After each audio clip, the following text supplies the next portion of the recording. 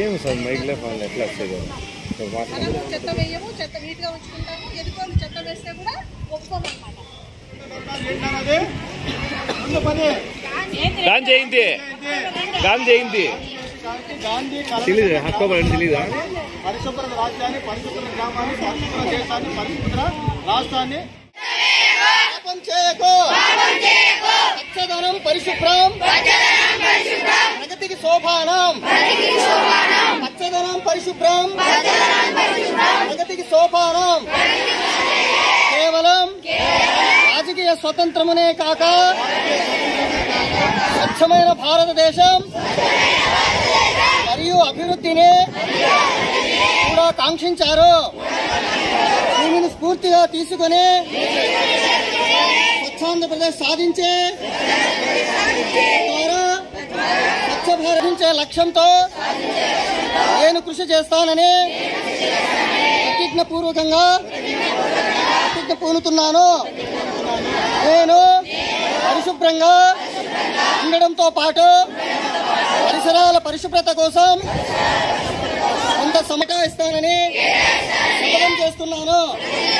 ప్రతి సంవత్సరంలో 3 గంటలు మరియు ప్రతి వారానికి 2 గంటలు ప్రదానం చేసే పరిశుభ్రత ఆంధ్రప్రదేశ్ సాధించే సంకల్పానికి కట్టుబడి ఉంటానని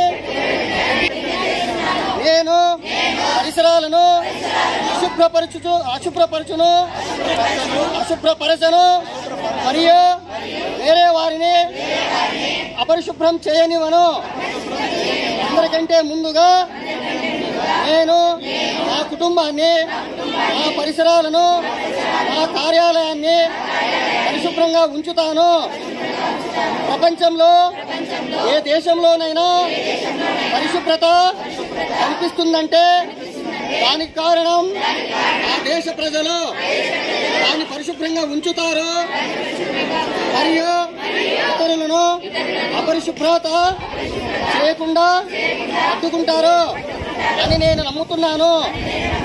ఈ విషయంలో నేను వీధికి మరియు గ్రామానికి స్వచ్ఛాంధ్ర మిషన్, తద్వారా స్వచ్ఛ భారత్ మిషన్, దానితో పాటుగా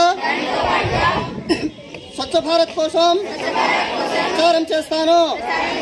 నేను ఈ రోజు నుండే నాతో పాటు 100 మందితో నాలాగా పరిశుభ్రత కోసం 100 గంటల సమయాన్ని కేటాయించేటట్లు చేస్తానని ప్రమాణం చేస్తున్నాను.